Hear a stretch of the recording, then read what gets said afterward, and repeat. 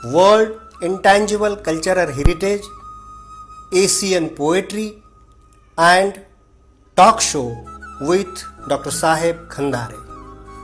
मित्रों नमस्कार, सबेलाई प्रणाम। आज हम नेपाल की कवि ओम कुमारी बंजारा राणा भाट इनकी एक कविता सुनने जा रहे हैं। ओम कुमारी जी की कई किताबें प्रकाशित है, उनमें से बहुचर्चित किताबें जो है वो है रूप वासंती, गीति कविता, मन भित्र कोमन, और उन्होंने कई मासिक पत्रिकाओं में कविताएं लिखी है। इसके साथ साथ ही आज जो कविता उनकी हम सुनने जा रहे हैं उस कविता का नाम है कवितामा यस्तो भावानुभूति होश, यानी कि जिसकी चर्चा हम निरंतर करते जा रहे हैं कि कविता की भावानुभूति क्या हो, उसकी अनुभूति क्या हो, उसके जीवन के साथ उसका जो संबंध है वो क्या हो।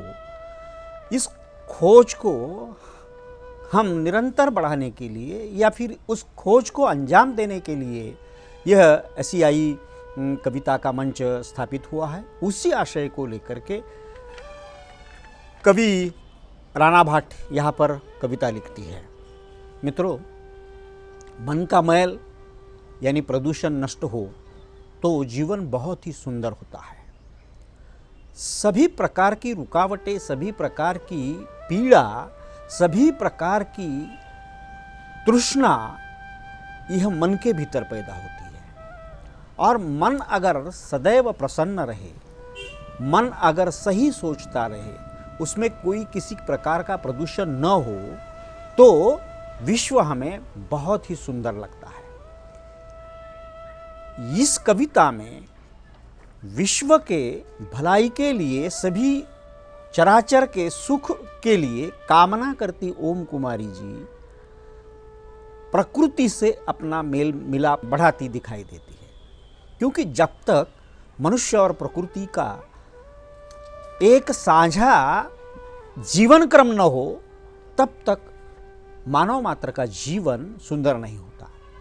प्रकृति की देन और मानवीय स्वभाव, इन दोनों का मेल मिलाप करने के बाद ही हमें जीवन की सुंदरता का भास होता है, आभास होता है, और उसका अगर हम आचरण करें तो फिर समूचे चराचर का जीवन सुखी संपन्न हो सकता है। ओम कुमारी जी अपनी कविता को बहुत ही सुंदर तरीके से पेश करती है, और यह सुंदरता जो है कविता की, यह उन्होंने जो बिंब या जो प्रतिमाएं आयोजित की है अपनी कविता में, उसमें है। देखो, सृष्टि की जितनी सारी वैभवशाली परंपराएं हैं या रूप है, उन परंपरा या रूप को अपनी कविता के बिंबों में उतारते हुए ओम कुमारी जी ने बहुत ही बढ़िया एक चमत्कृति सी निर्माण की है। उसमें पंछी का किलबिलाट हो, नदी के प्रवाह का गीत हो, हवा का सुंदर संगीत हो, पेड़ों की शीतलता, मौत को बढ़ाने वाले फूल, रिश्ते के बगीचे में गुलाब फूलना आदि प्रकार की जो प्रतिमाएं और बिंब है, इनकी वजह से यह कविता बहुत ही सहज सुंदर हुई है। मित्रों, कवि का सबसे बड़ा अगर कुछ काम होता है तो वो जीवन को परखना, चराचर के जीवन को जांचना, परखना, उसकी अनुभूति के तह तक जाना, और उसका रियाज मात्र अगर करना है तो हर किसी की कविता सुनना यह कवि का कर्तव्य होता है। क्योंकि अपनी कविता को अगर सक्षम बनाना है, अपनी कविता को अगर वैश्विक बनाना है, उसमें जीवन की व्याप्ति को बढ़ाना है, तो तरह तरह की कविताएं सुननी चाहिए। ये मैं पहले एपिसोड से कहते आ रहा हूँ। इसीलिए तो हमने एशिया का क्षेत्र इस मंच के लिए निर्धारित किया है, क्योंकि एशिया के कई भागों में रचनाएं लिखने वाले जो कवि होते हैं उनकी अपनी एक अनुभूति अलग सी होती है। वो हर कवि को समझे, हर कवि उसको परख ले, लेकिन ऐसा होता नहीं दिखाई देता है। कुछ कुछ लोग तो ऐसे हैं कि दूसरे की कविता हमें समझ में नहीं आती, भाषा के तौर पर ऐसा कर कर वो नज़रअंदाज करते हैं, और कुछ अपनी ही भाषिक कविताएं भी नहीं सुनते। इसका मतलब यह होता है कि कवि खुद को बहुत बड़ा समझता है, और जिस दिन कवि अगर खुद को बड़ा समझने लगा तो फिर उसकी कविता कभी बड़ी नहीं हो सकती है। क्योंकि कविता मात्र कवि की नहीं होती, कविता तो मनुष्य मात्रों से लेकर चराचर की होती है, सृष्टि की होती है, प्रकृति की होती है, प्रकृति के कई भाव विभावों की होती है। तो इसको समझने के लिए हम कविता की जो गहराई होती है, जीवन की मूलों तक जाने की, उस जड़ों को पहचानना चाहते हैं, उस मूलाधार को पहचानना चाहते हैं। तो चलो सुनते हैं ओम कुमारी बंजारा राणा भाट की यह कविता। हार्दिक नमस्कार। म ओम कुमारी बन्जारा राणा भाट, नेपाल काठमाडौँबाट यहाँहरूमाझ मैले एउटा कविता वाचन गर्न गइरहेकी छु। कविताको शीर्षक छ कवितामा यस्तो भाव होस्। कविता यसरी सुरु हुन्छ।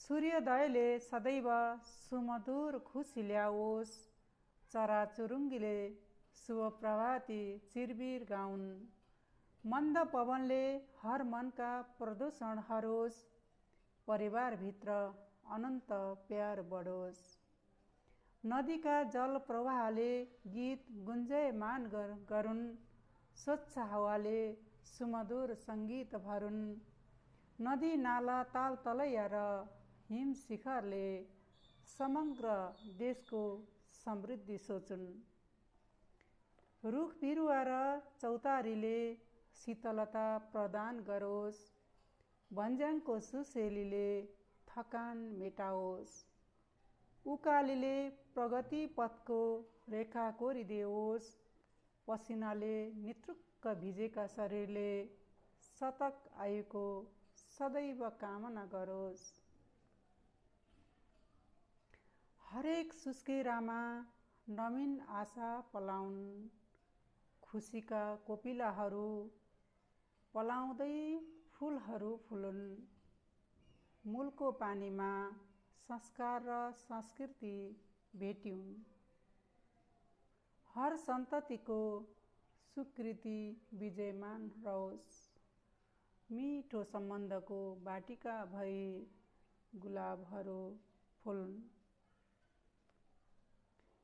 जितका तालीहरूमा अबिरको रङ भेटियोस्, जितका तालीहरूमा अबिरको रङ भेटियोस्, सीमान्तकृत कुना कानीसम्म प्रगति पुगोस्, बाहुबलको निशानीले पराई परास्त होन्, बाहुबलको निशानीले पराई परास्त होन्, तारागण र पूर्ण चन्द्रको शालीनता बढोस्, मानवमा देवताको झैँ सत्यनिष्ठा जागृत होस्, हिमचुली झैँ विश्व बन्धुत्व अजर र अमर रहोस्, माता पिता र गुरुजनको साथ जीवन्त रहोस्, भवतु सर्वमङ्गलमको पाठ अमृतमय होस्,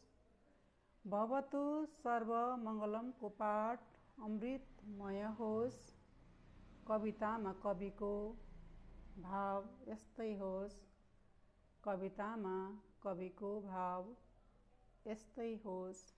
धेरै धेरै धन्यवाद।